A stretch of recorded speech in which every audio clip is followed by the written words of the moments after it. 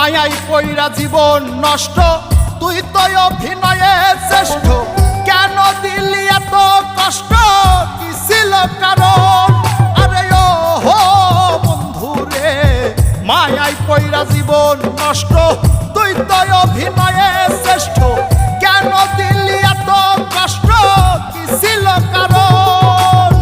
হইতো রে কি এমন ক্ষতি, হইতি রে তুই আমার যদি।